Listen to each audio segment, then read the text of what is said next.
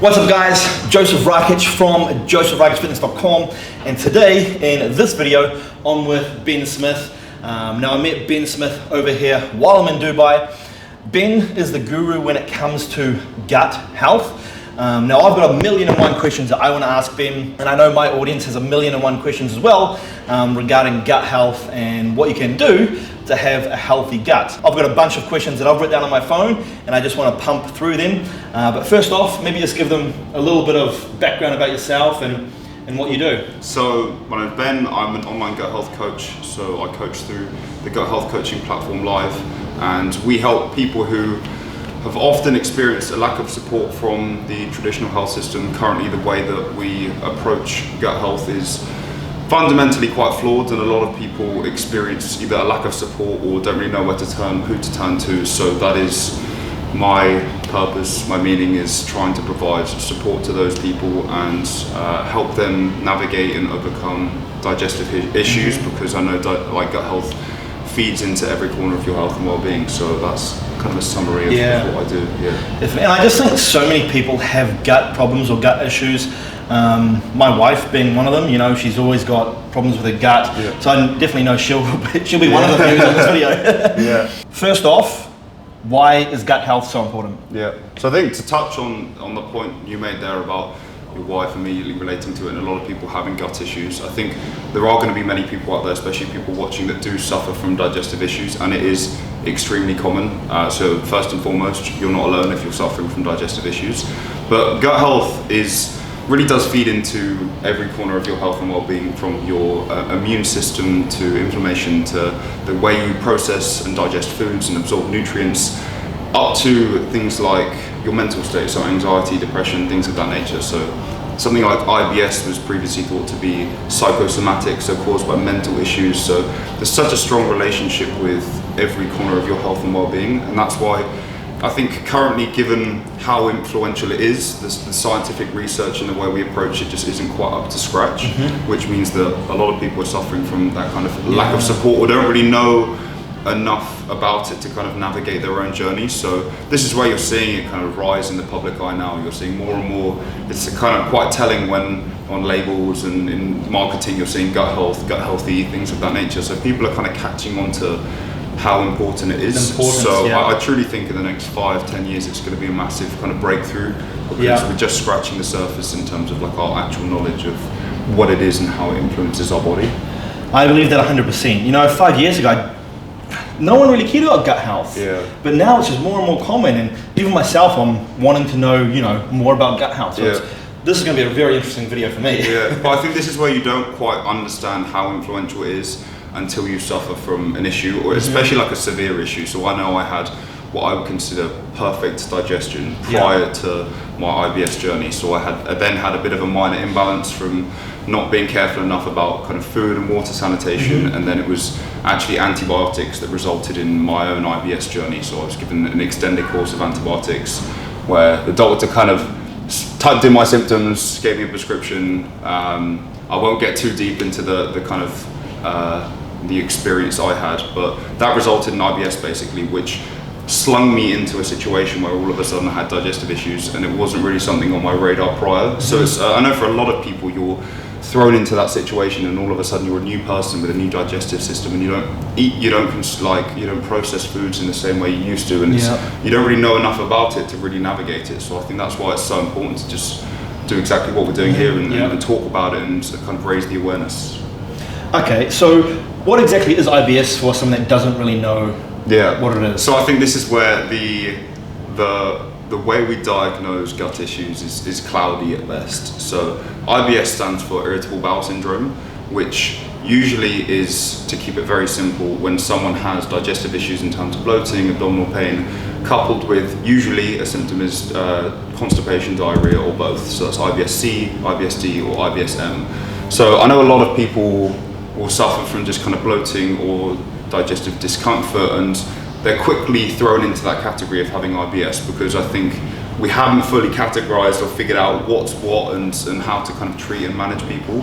So this is where a lot of people might have been told they have IBS, but they might have something else like SIBO. So SIBO is small intestinal bacterial overgrowth, which basically just means there's an overgrowth of bacteria in your gut. So this is where, especially for someone that doesn't know enough about the space, I don't blame doctors in terms of that misdiagnosis, because the research just kind of isn't up to scratch. We don't understand enough about it yet. So if you specifically think you have IBS, you'll have one of those symptoms, usually in terms of constipation or diarrhea, but a lot of people will just suffer from an imbalance, which is something we'll get onto shortly. The main areas to address in terms of gut health is the balance of bacteria in your gut, the lining of your gut, and the way that you're actually digesting foods. So as the questions go on, we'll kind of get into more about how you can kind of manipulate those to improve your gut health. So just a brief overview, what are the main symptoms or signs of not good gut health? Bloating, diarrhea, so constipation? So they're the kind of immediately obvious three. Having said that, gut issues can massively fly under the radar. So someone might have skin irritation in the cracks of their arm, at the bottom of their back. They might have eye floaters, brain fog. They might not actually have the immediate symptom in terms of bloating. You could have gut issues and not be bloating at all, because it's not always a representation of your gut health. So that's why, not to kind of scare people or worry people, but that's why it's really important, even if you're not bloating, to make sure you're taking care of your gut health, because even if you're not bloating, there might be something going on behind the scenes that's feeding into other areas of your body that you're not necessarily aware of. So for example, when I had gut issues, some of the symptoms were skin irritation, eye floaters, brain fog, even anxiety and depression, and that's where IBS was previously thought to be caused by mental issues. So they thought that people with depression or anxiety actually got IBS as a result of it. It's the other way around. But it's kind of, we know that that's not quite true. That it works both ways. It's bi-directional. Like how your mental state affects your gut health affects your mental state. So interesting. Yeah, there's a broad range of symptoms, and that's why it's really important to never kind of discriminate as to what you might think is a gut issue. Like even if you're mentally unstable or things of that nature, it could very well be a result of what's going on in your gut. Interesting. Is your gut health in any way linked to your energy levels? Yeah, so you think the lining of your gut is, there's a wall that's one cell thick, and obviously when you digest foods, that is the barrier that allows you to absorb nutrients, vitamins, minerals into your bloodstream, that allows you to use those foods. So that's why, and I'll get on to exactly like how the damage to that lining can happen. But you think if you're unable to absorb foods and nutrients properly, that's why a lot of people can suffer from vitamin and mineral deficiencies, things of that nature. So it can massively affect your ability to actually use what you're eating. So you think your gut is the bridge between what you eat and how you feel. So if you can't use that food properly, then you're not going to feel at your best. Wow. So it's almost like it's not what you consume, it's what you can absorb. I think that's where there's, and I know the calories in, calories out, and not breaking the laws of thermodynamics and things of that nature. But this is where, especially when it comes to gut health, it's so much more complex than that, and that's why I know we'll come on to the point in a minute in terms of how gut health can affect fat loss. So maybe I'll save it for then, but just the composition of the bacteria in your gut and your ability to absorb nutrients can affect how you actually use the food. So let's say if two people are eating the same amount of food, one can't actually use it. Just as a simple example, then it's going to affect how much energy you have, how much energy you kind of have technically usably consumed. That's very interesting. I got a blood test, quite some time back, and I think I was deficient in, not majorly, but it was either zinc or iron, that was a little bit under the radar. I was like, how can this be? I eat more meat than anyone I know on this planet. Especially when it comes to zinc. Maybe like I'm not absorbing it. Zinc is a massive one in terms of the lining of your gut. So we'll get onto a bit of a supplement starter pack at the end, and zinc is going to be right up there because it helps maintain the lining of your gut.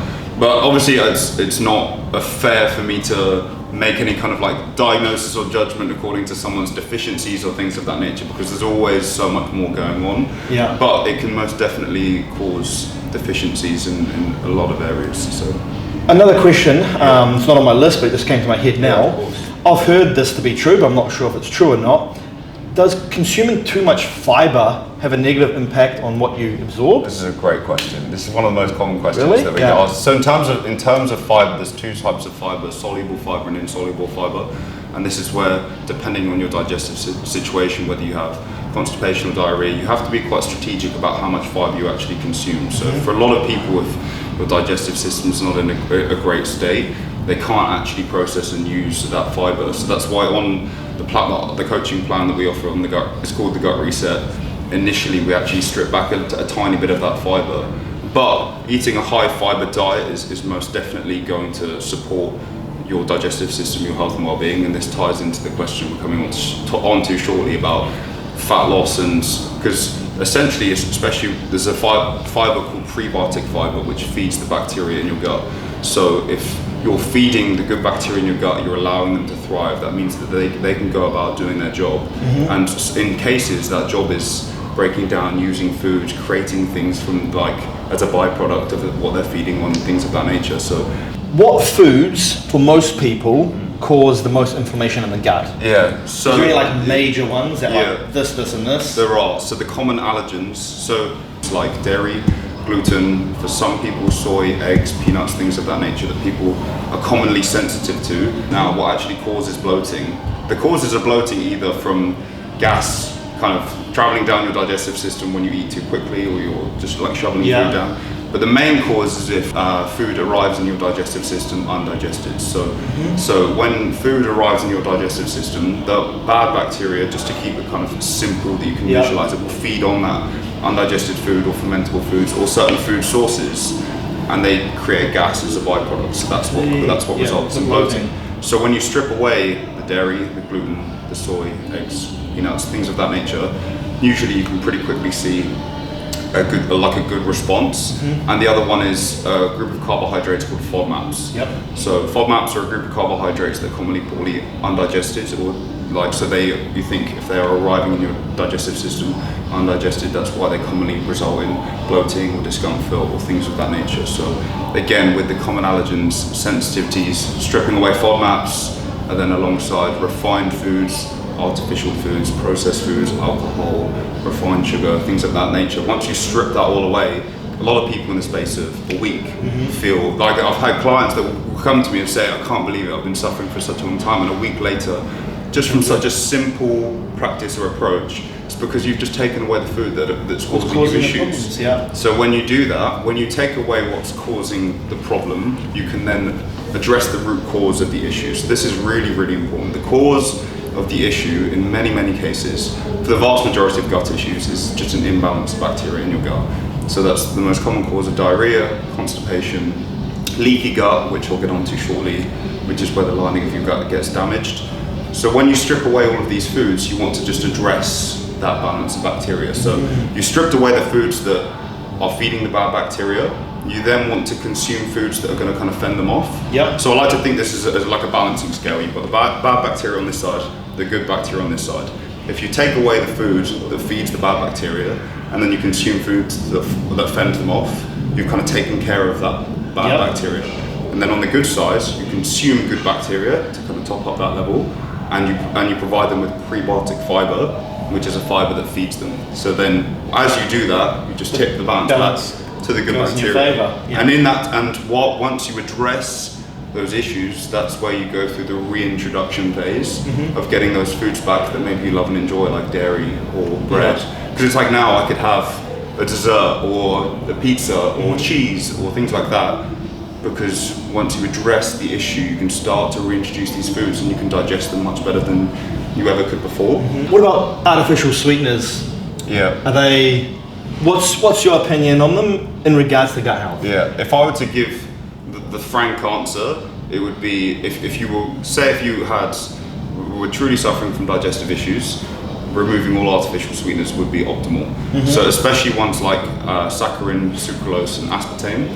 There's a study that quite literally shows that the consumption of these artificial sweeteners can turn your gut microbiome, literally in the study it says pathogenic. So there are some that are better than others. So polyols is one that usually has kind of laxative effects. So you'll find that in a lot of protein bars, things like that. You'll always see polyols. It'll say carbohydrates, and it'll say sugar, and it'll say polyols, and the polyols will be through the roof. And so that is the artificial sweetener in there. And then stevia and also xylitol. They're kind of on the better side. So if you are going to be consuming artificial sweeteners, first and foremost, I would say don't have it as part of a day-to-day routine. So if there is something that is an integral part of your daily routine, like a drink or a food that you have every single day, and it's like, I think Diet Coke is a great example because it's got aspartame in it. If you drink a couple of Diet Cokes every single day, that's when you can start to kind of face issues, or it can become a bit more problematic. But if you just do it once in a while as like a treat, so if you wanted to just have a dessert and you wanted that sweet taste, if you didn't want to pump yourself full of refined sugar, a little bit of artificial sweeteners, trying to stick to ones like stevia, xylitol, or polyols are better than things like sucralose, saccharin, and aspartame. Do you recommend digestive enzymes or probiotics? Yeah, so amazing question. So digestive enzymes, yes. So to strip it back, when food arrives in your stomach, it's broken down by stomach acid and digestive enzymes. So essentially, digestive enzymes just allow you to break down food better. So you think, what that explanation you gave as to what causes bloating, undigested foods arriving in your gut, which are met by the wrong bacteria. So obviously we're trying to get rid of the wrong bacteria, but I said at the start, the 3 points we want to address: balance of bacteria, the lining of your gut, and how foods are digested. So consuming digestive enzymes to make sure the food actually arrives already digested so they can't feed away at it is really important. And then other things is just simple, like chewing your food properly.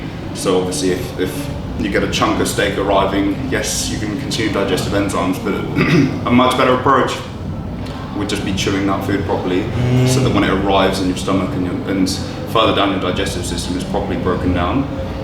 So they're the keys in terms of digestive enzymes. I think finding one that's got something natural in it, like ginger or turmeric or something along those lines, you can get some really great natural digestive enzymes. And then on the probiotic side, this is massive. Like, if there's one thing that you could take away from this video, it would be this, because so many people ask me this question. They say they have gut issues and they're just going to go on an intense course of probiotics. They're going to take 500 billion or something like that. And if one supplement in the supplement shop is going to be different to the one next to it, so every strain of bacteria has a different function. So that means that the one next to it is going to do a different job to the one next to that, to the one next to that. So just going into the supplement store and blindly picking one up is going to be of no use to you. So that's why you want to be strategic about the specific strain you take for a specific issue. So if you've got constipation, you take specific strains that target the issue that you have, same with diarrhea. But if you just walk in and willy-nilly grab them, sometimes it can actually have the opposite or the adverse effects. So that term I use, SIBO, small intestinal bacterial overgrowth. So if you're just pumping yourself with bacteria, it can actually result in issues as opposed to helping you. So what I would say is for anyone and everyone is to consume natural probiotics. So kimchi, sauerkraut, kombucha. If you can tolerate dairy, kefir, miso, tempeh, consume them freely, having like a little and often approach. So a little bit of kombucha here, kimchi with a couple of meals. Sauerkraut is a great one. Especially if you're really suffering from issues, you might actually struggle to eat sauerkraut. It might make you bloat, but just like a tablespoon here, a tablespoon there, little and often. And then if you have a specific issue, consult your doctor, your pharmacist, to make sure you're taking a specific strain that combats the issue. The issue that you have. So what kind of skin conditions could people get if their gut health is not optimal? Yeah, so there's two sides to this. The first one is inflammation. Obviously, if you're eating foods that like inflaming your body, then things like acne can start to break out. I know Pedro, the kind of creative guy at Live, anything we do creative-wise, Pedro is behind the camera. So he actually suffers from psoriasis, which is where your immune system basically almost shuts down, and it shuts down, and you start to kind of, I know the cells in your skin recycle normally every 30 days, but when you have psoriasis, they start recycling much quicker. So we actually, the last podcast I filmed discussed his journey. So in terms of what can also cause this issues is what's called leaky gut. So I'll try and keep this as simple as possible. You can picture, and this is that third big key. So we've discussed the balance of bacteria, whether or not foods are actually arriving in your digestive system broken down. And then the third one is the lining of your gut. So you can picture the lining of your gut has lots of small holes in it, and they're like the little tunnels that allow you to take in what you want from the food you eat, the vitamins, the minerals, things like that, to get them into your body. So they're joined together by what's called tight junctions. So you can literally picture it's like this, all those little holes allowing the food or what you want to pass through. And when you damage the lining of your gut, so this is where coffee consumption, I know we'll get onto this shortly, alcohol, artificial sweeteners, things of that nature, can start to break these tight junctions, and these holes get bigger and bigger, and you get cracks and damage in the lining of your gut. And what happens is this can cause inflammation and an immune response, because things are passing through that aren't meant to be there, because your digestive system, the lining of your gut is not intact. So the main one is called bacterial endotoxin. So this results in inflammation or an immune response. So especially when it comes to things like psoriasis, acne, things of that nature, if you're suffering from leaky gut, you might not be bloating, you might not have physical symptoms, but the inflammation, the immune response might be kind of damaging or causing, in case, not fully causing, because there's a lot of pieces to the puzzle, but it certainly won't be facilitating any kind of skin issues or conditions you have. Does gut health in any way help with muscle growth and fat loss, or does it help or hinder it in any way regarding this is good or bad gut health? This is really interesting, because, and this is where the scientific research is not quite up to scratch, because there's certain strains in your gut that are associated with lean body mass, muscle growth, things of that nature. So there was a study where they took the microbiome of someone with obesity and they put it in mice, and it actually resulted in the mice struggling to maintain their weight, because the bacteria in their gut moving into the mice change their ability to hold weight. So this is where the composition of your gut microbiome, and this is why it's so much more complicated than calories in, calories out, the composition of your gut microbiome can affect how you process and use that food, and affects your ability to gain or lose muscles. How does coffee and alcohol affect gut health? Yeah, so this is where, in terms of the lining of your gut, what I was mentioning there, that's going to be the key point. If you're consuming a lot of coffee, especially on an empty stomach, and as a whole, coffee is an irritant, same with alcohol, same with artificial sweeteners. If you're consuming them in excess, that's what can cause damage to the lining of your gut. So did you say it's worse on an empty stomach? So this is where, in terms of coffee, there's a kind of the outline that I recommend. In general, if you're a coffee addict, you probably want to mute the video. No, but I'm a coffee addict myself. You can ask everyone I know. I'm a coffee addict myself, so this is why something that I really struggled with. So a few kind of tips that might help you. First of all, not consuming coffee on an empty stomach, and if you do, just don't make it part of like an everyday routine. So if it's a one-off, you're fine. It's not gonna kill you. You're not gonna just break the lining of your gut like that. As a whole, with gut health, it's like, you can picture like a garden that you're tending to, and over time, it takes a long time to get issues, and it takes a long time to overcome issues. So the odd coffee on an empty stomach are fine, but as a whole, try and stick to maybe something like green tea. It's a bit less harsh. Yep. And also, in terms of coffee, it spikes cortisol, the stress hormone. So your body naturally produces cortisol to help you wake up. So if you consume coffee straight away, it can interfere with that natural production. So maybe switch for something like green tea. It's got the calming amino acid L-theanine. And then after your first meal, then you can go for coffee. And by that point, your body has stabilized its production of cortisol, you're awake, and you get much more bang for your buck. Because I know if I consume a coffee first thing, I need another one at 10, and then another one at 1, and then another one before my workout at 5, and then your cortisol ramps up, you're irritating your gut. So it's just about being strategic about it.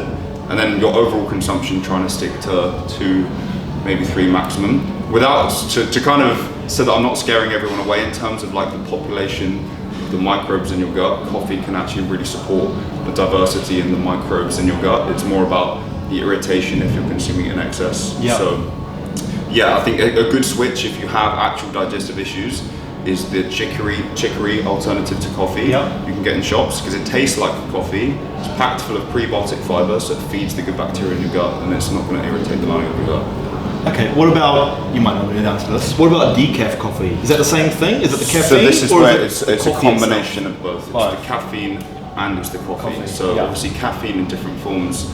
The source of caffeine, it like changes how much it irritates the lining of your gut. Hence why I recommended green tea or something like that. So it's a combination of 2 with coffee, the coffee itself and the caffeine. Yeah. So like decaf is going to be better, but it's still not going to be. It's still not going to kiss all the boxes. So 70 or 80% of your immune system is located in the lining of your gut, which is that one cell thick lining. So you think if it's damaged, if there's anything wrong with it, that's affecting your immune system massively. Which means any and every issue you have is most likely affected by the lining of your gut, and so your gut health as a whole. So what's the best advice you could give me for someone that's just slamming calories on 4,600 calories a day, so just under 5,000 calories a day? Yeah. For me to get that much calories in me, I've got to eat every 3 hours, big meals, and I just feel like I'm forever slamming food and slamming calories. Yeah. What's the best advice you can give me? So I think obviously fundamentally with the work you do and the way you lead your life, the solution isn't lowering your calories. It's not that. So we'll try and act as if like that's stable. We have to make it work. Because I'm trying to put on. Yeah, exactly. We're trying not to compromise that. So the first thing is making sure you're eating easily digestible foods. So like what you're eating is going to make a massive difference. That's where things like digestive enzymes might be really useful because it's helping the food actually arrive digested. Eating slowly. So yes, if you're eating frequently, just making sure you're eating slowly. And then things like being mindful of your headspace when you eat. So if you've been, the best example is perfect. You've just finished a gym session, you slam a shake, you slam some food, your body is in fight or flight mode. You've just been like pumping weight out and your sympathetic nervous system is through the roof. Your body is like, you think simply, if your body is chasing a lion, it's not thinking about how it digests its food. True. So you need to just center yourself, take a few deep breaths, or just like make sure you're in a relaxed state. And what that's going to mean is you digest the food better, properly, and it's going to really help especially if you're consuming that quantity of food. Yep. The final one is just gut rest. If there is a period of the day, or maybe a day in the week where you can, ideally fast just once in a while. Give your body time to just rest, digest, process what it already has. Because it should be able to function. I know if obviously with bodybuilding you've got to make sure you're hitting you're spiking your protein and all of these things, but I think the benefits will far outweigh that if you can once in a while just have adequate rest and allow yourself to just process what you have. So the biggest one is like, I know there was an example when I was rowing and a lot of people burning so many calories and people like wake up in the night and slam a protein shake. That means that you're eating from 7 a.m. to 10 p.m. and then you're waking up at 1 a.m. and slamming a protein shake, and at no point can your gut just relax. So it's like you've got a picture, they've just got to sweep everything out. You need to just give them time to just rest and digest. Wow, that's very useful for me, because as Tids knows, he's staying with me right now. I wake up I wake up in the middle of the night to eat. Yeah. No, exactly. Yeah, I know a lot not of people purposely, but I just wake up and I'm like, fuck. We could have been at 12, wake up at 4, eat, go to sleep, wake up again at 7. But that's what I think for someone like you, it's just trying to see if you can first and foremost consume your calories from when you wake up to when you go to sleep. Is a good start, because I think just giving yourself the night is a big plus. And this could be a little bit of a bro science, but like I almost imagine, because I'm eating so much food, it's like a sponge just getting full and full. But I almost need to like fast a little bit so that sponge gets rinsed out. So when I have my calories, it can absorb it. Yeah, and there's a little bit of bro science, but I feel like it's a bit true. Insulin sensitivity. So it's like you think that the metaphor you was like your muscle was like a sponge when you're doing the tricep dips. And I said at the end, like when you get a meal in, it's just going to like soak all that up. So fasting can just increase insulin sensitivity. So in its simplest form, insulin allows you to process and use like what you're consuming. So if you're more sensitive to insulin, you can better use what is coming in. So it's like, for example, if you fast, the longer you fast, the more sensitive you are to insulin. So it's like when you fast through the night, that means when you are eating, you're using that food much better than you were before, which is also going to affect how you feel, which is going to feed into your training performance and things of that nature. Like I understand it's a balance, because obviously fundamentally you still need to hit the calories. So it's just doing what you can based on these suggestions outside of that to try and look after your gut health while you're at it. Yeah. Awesome. So many questions there, guys. So much information, so much knowledge. Coming to the end of the video, guys. Basically what I want you to do, Ben, is just quick fire questions. Yeah. What are the most valuable gut health tips and the best way to improve your gut health? Yeah, so I have 6 tips. I'm going to refer to my phone just because I want to make sure I hit every single point. So if there's obviously a lot of what we've done today is giving people context as to like why things are happening or what's actually happening on the inside, which is great to know, but it doesn't really what's going to be most important is the minute you switch off this video is taking action. So if there were 6 things that you could work on from this very moment, the first would be removing refined and artificial foods. So a trivial example I use is if I'm a product of millions of years of evolution. Is this designed to go into my body? It's just like a very trivial, like I think anyone and everyone can intuitively know what's likely going to be best for them. When you start getting things that sound like they're from a chemistry experiment, then you know that's probably not what you should be consuming. So that's the first one, refine. And the bread especially, the bread that you can roll back up into dough, throw it in the bin, don't do it. It's not going to do you any good because it's also going to make you just feel like crap. So try and opt for sourdough bread. It's just had that time to mature, to ferment. You're going to digest it much better. You're going to get much more from it. And then second one is natural probiotics and prebiotics. So probiotics we mentioned kefir, kimchi, sauerkraut, kombucha, miso, tempeh, things like that. Just having a little and often approach and applying it to your diet. And then prebiotic fiber. So probiotics are the good bacteria. Prebiotics feeds the good bacteria. So you've got green bananas, onions, leeks, garlic. Chicory is another great one. In terms of leeks, onions, garlic, I think everyone knows that when you eat them, normally they do result in digestive issues. So it's a balance. You can't just chow down a garlic bulb every meal, because especially if you've got IBS, I know I can have a shred of garlic. So it is a balancing act, but just making sure you're feeding the good bacteria. Next one is a variety of plant-based foods. So I know a lot of people, and we haven't really addressed it, will be asking, what about meat? Should I go vegan, pescatarian, vegetarian? What's the best approach? As a whole, there are subtle differences between each one, but it doesn't necessarily matter. What's important is consuming a large variety of plant-based foods. So if on top of that you decide to consume dairy, fish, meat, whatever, you're going to be just fine. Like, there's more important things that you can focus on. As long as you're just consuming a large variety of colours and plant-based foods, then you're in good stead. What you eat on top of that, I wouldn't stress about too much. I know that some people are going to be like, oh no, but this is better, red meat, inflammation, all that kind of stuff. Fundamentally, if you're doing everything that we've discussed right, and you just put a slab of meat on top of your meal, you're going to be just fine. Yep. So that's why I think it's important you shouldn't put yourself in a camp. There's no, this is better than that. Just kind of, there's a way to do each and every one to kind of support your gut health. A supplement starter pack. So I've got magnesium. This is the most recommended supplement to all of my clients. First, if you consume it before you sleep, it's a relaxant, so it'll help you sleep. True. Yep. And then in turn, it draws water to the small intestine. So I would be careful if you have like severe diarrhea taking too much, because obviously it's going to kind of just support that process and add more water to the small intestine. So especially if you have constipation and you're struggling to go to the toilet, magnesium, an absolute game changer. Wow. In terms of the vitamins, vitamin A helps with leaky gut, so that damaged lining of the gut.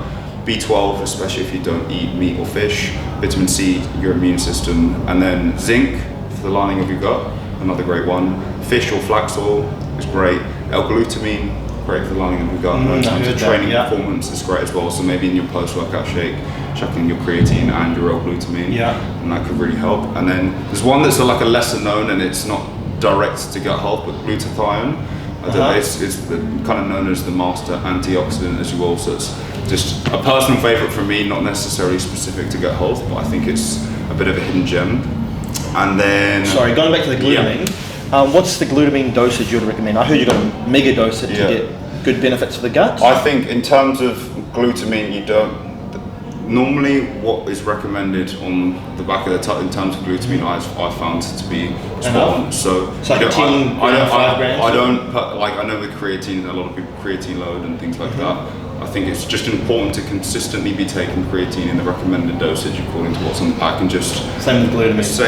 Same creatine, same glutamine. You don't have to go like rocket yourself for 5 days and then peter down. I think just as... It might help for a short period of time, but eventually your body's gonna learn how to use and balance that state. So I think it would be just fine by just adding it into a post-workout shake. And then, like we've said, fasting, ideally fasting for the first 4 hours and the last 2 hours. This is what I recommend.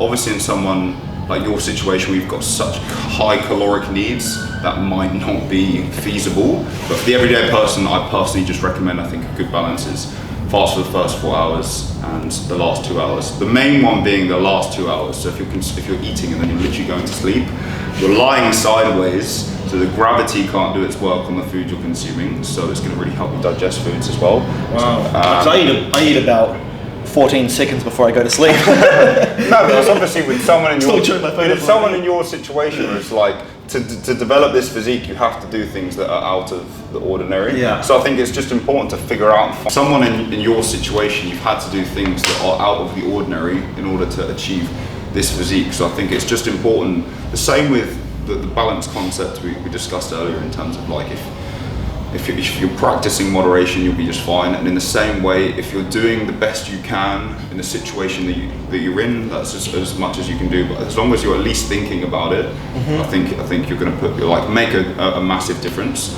And the final one is, and this is where it was the best example is I put a reel up recently. It's like a morning routine for gut health. Yep. And in nowhere in it did it say anything about consuming anything. And people are like, it's got nothing to do with gut health. But your mental state and your ability to manage stress is the final point that I want to address. And I think this is the final key piece of the puzzle, because a lot of people do everything else right, but they still work themselves into the ground, and at no point do they allow themselves time to breathe, to practice mindfulness or meditation. For me, 10 to 15 minutes of meditation a day is something that we recommend on our plans, and a lot of people have really engaged with it and found that it helps them because it just grounds you for at least a period of the day.